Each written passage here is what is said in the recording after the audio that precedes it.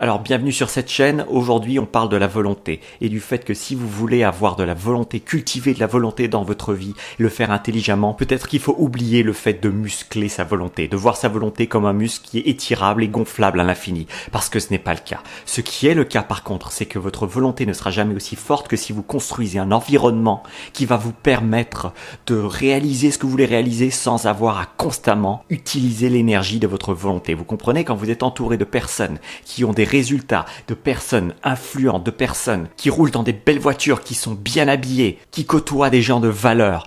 Est-ce que c'est vraiment si difficile que ça de ne pas jouer à des jeux vidéo toute la journée? Est-ce que c'est si difficile que ça de se respecter quand les gens autour de nous se respectent? Alors ce que je suis en train de dire ici, c'est que vous avez une responsabilité dans votre vie. C'est peut-être pas celle de muscler votre volonté. La responsabilité par contre que vous avez, c'est de construire un environnement qui va vous permettre de devenir la meilleure version de vous-même sans avoir à constamment utiliser votre muscle de la volonté. Vous savez, on a des neurones dans le cerveau qui sont les neurones miroirs. C'est-à-dire que quand on voit quelqu'un faire quelque chose, en général, on va ressentir la même chose, on va avoir envie de faire la même chose. C'est pour ça qu'on regarde de la pornographie. C'est pour ça qu'on serre les dents quand on voit quelqu'un se rentrer une épingle dans l'œil.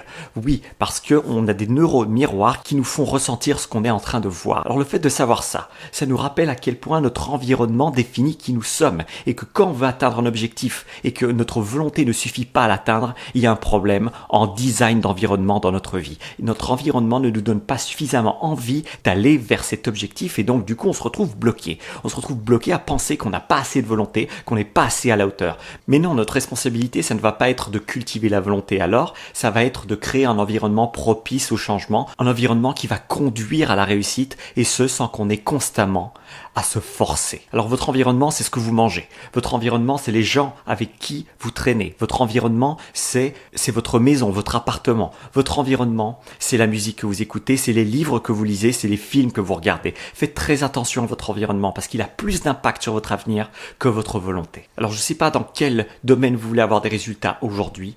Peu importe ce domaine, votre environnement peut être amélioré, j'en suis convaincu, peut être amélioré aujourd'hui en choisissant par exemple de lire le livre de quelqu'un qui a déjà obtenu ce que vous voulez, ou simplement en écoutant de la musique qui va éveiller en vous cette inspiration, qui va vous donner envie vraiment d'y arriver, ou en mangeant les aliments qui vont vous permettre d'avoir plein d'énergie tout au long de la journée, plutôt que ceux qui vont vous vider de votre énergie. Voilà ce que c'est la science de créer un environnement propice à votre réussite. Alors faites plus attention à votre environnement qu'à votre volonté. J'en viens à penser que c'est seulement intelligent de penser en termes d'environnement plus qu'en termes de volonté.